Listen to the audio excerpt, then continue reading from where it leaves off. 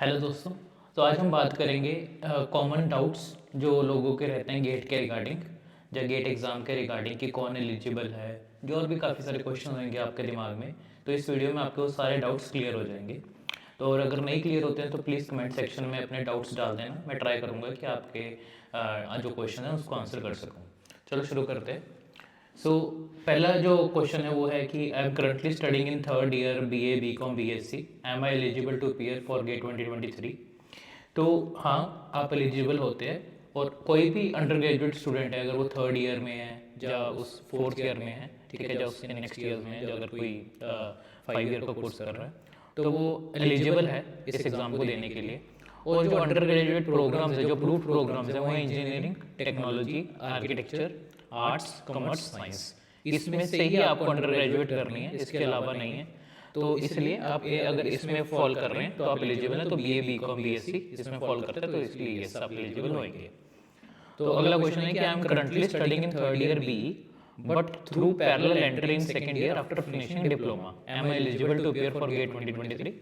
तो of course इसमें भी आप एलिजिबल हैं, क्योंकि अभी आप थर्ड ईयर में एंड आप एक अप्रूव्ड प्रोग्राम यानी कि इंजीनियरिंग कर रहे हैं और आप इस एग्ज़ाम को दे सकते हैं। तो कोई एज लिमिट है इसके लिए? कोई एज लिमिट नहीं, ये बड़ी अच्छी बात है। अगर आप 70 साल 80 साल के हैं तब भी ये एग्ज़ाम दे सकते हैं। तो अगला क्वेश्चन है कि कोई रिस्ट्रिक्शंस हैं कि on the number of times that one can appear for GATE. तो इसमें एक है कि जितनी मर्जी बार आप इसको अटेम्प्ट कर सकते हैं, कोई रिस्ट्रिक्शंस नहीं है। जैसे बाकी एग्जाम जैसे UPSC वगैरह में देखेंगे वहाँ पे लिमिट होती है, बट इस एग्ज़ाम में कोई लिमिट नहीं है, जितनी मर्जी बार आप दे सकते हैं। अगला क्वेश्चन है कि मैं जो गेट 2023 का जो पेपर है, तो मैं किसी भी एग्ज़ाम में बैठ सकता हूँ, ठीक है। तो कैंडिडेट किसी भी एग्ज़ाम में बैठ सकता है, ठीक है, बट ये बोलते हैं कि सिर्फ उसे तुम जनरली तुम उसको चूज़ करो जो तुम्हारा और जिसमें तुमने डिग्री की है, तो वो ज़्यादा बेटर रहेगा। हालांकि ये कुछ वो ज़रूरी नहीं है, आप जिस मर्जी उसमें बैठ सकते हैं। और मैं अप्लाई कैसे कर सकता हूँ? तो जैसे इस साल की नोटिफिकेशन देखें तो आप इस साइट पे जाना था gate.iitk.ac.in।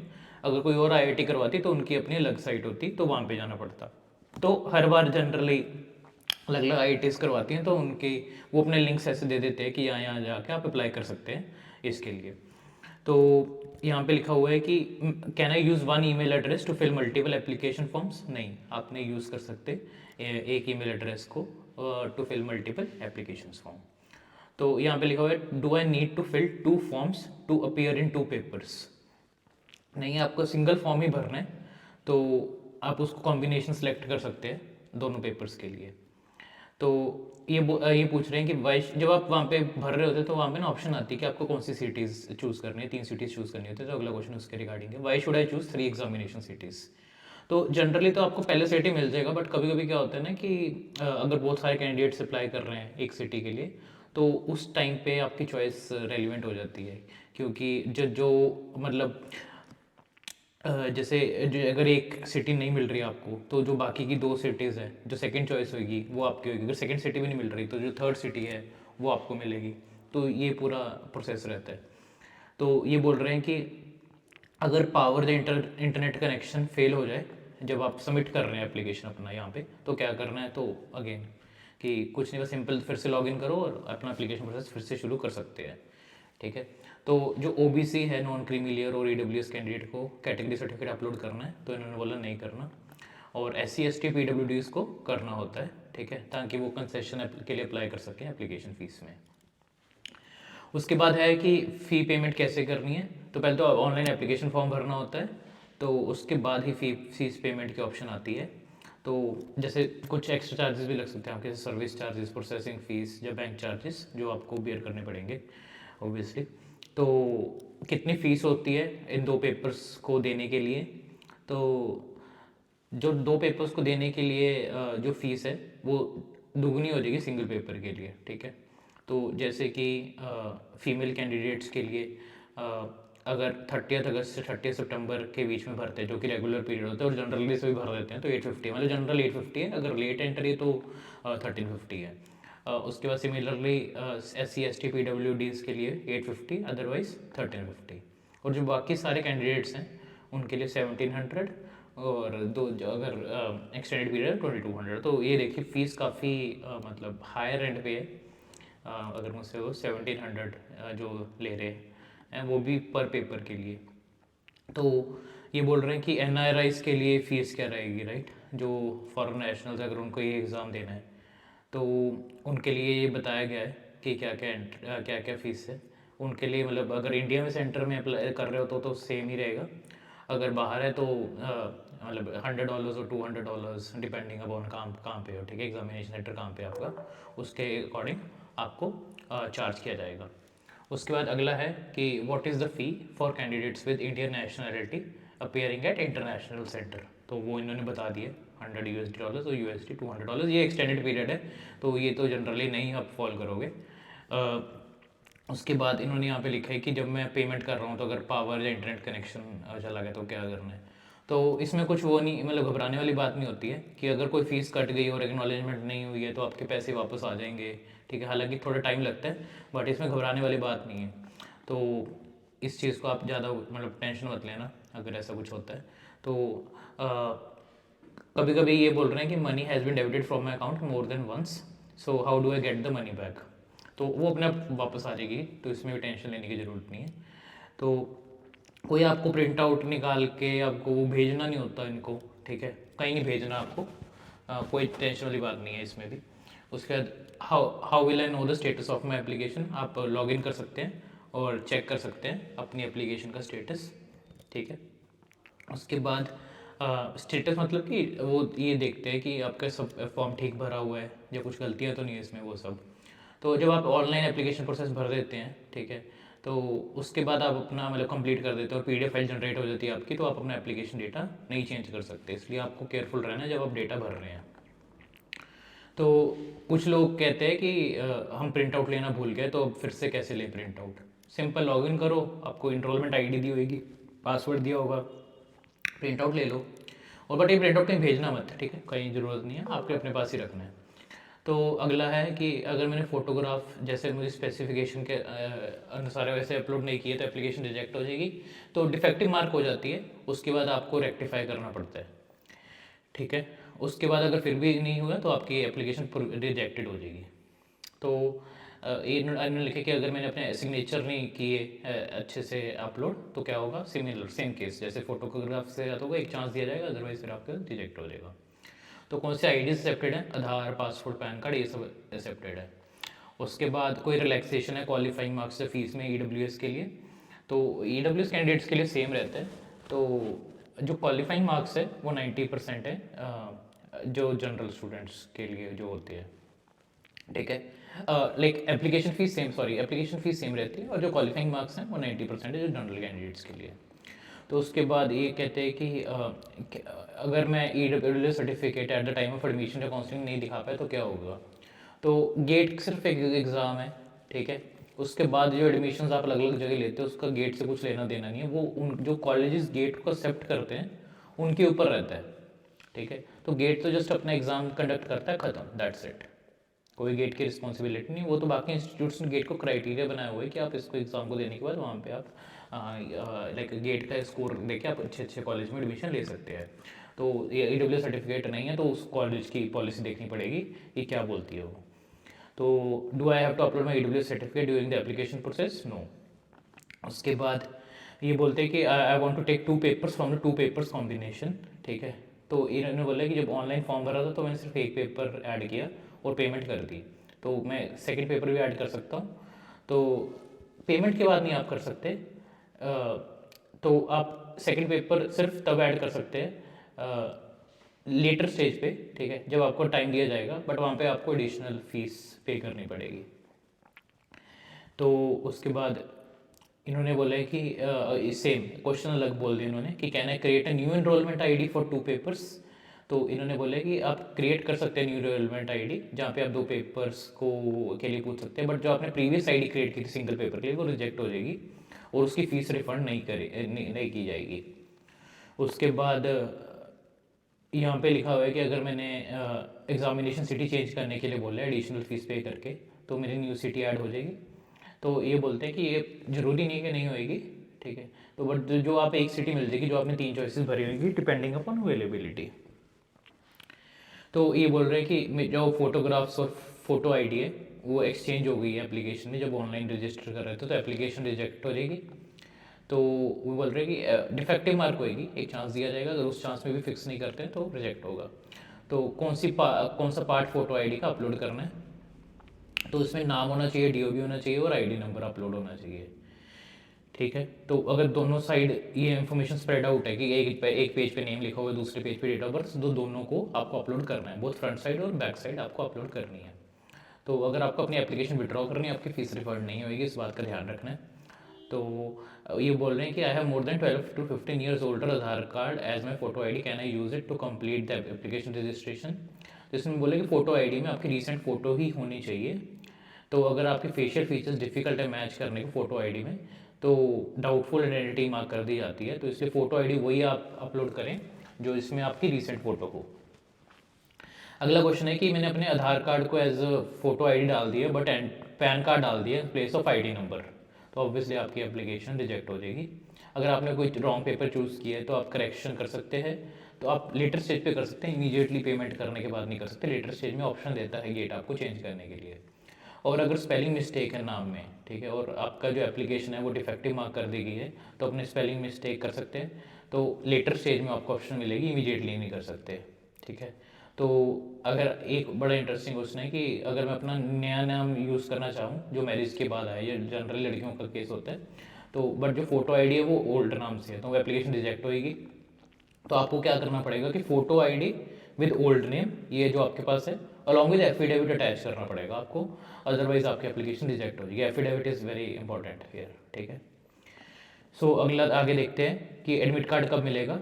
इस केस में था क्योंकि 2023 का तो 3 जनवरी से, जनवरी में एडमिट कार्ड मिलने शुरू हो जाते हैं, पोस्ट से नहीं, ऑनलाइन ही आपको डाउनलोड करना पड़ता है। तो ये बोल रहा है एडमिट कार्ड अकेला सफिशिएंट है, नहीं, एडमिट कार्ड तो आपको लेके जाना ही जाना है। आपको अपना जो वैलिड फोटो आइडेंटिटी प्रूफ है, ठीक है, ओरिजिनल, ठीक है, वो भी लेके जाना है जो आपने स्पेसिफाई किया था जब आपने एप्लीकेशन भरा था। तो सिर्फ ये एक्सेप्टेड है। और फॉरेन नेशनल्स के लिए वैलिड पासपोर्ट या कोई भी वैलिड फोटो आईडी जो गवर्नमेंट ने इशू की है, ड्राइविंग लाइसेंस भी एक्सेप्टेबल होते हैं फॉरेन नेशनल्स के लिए।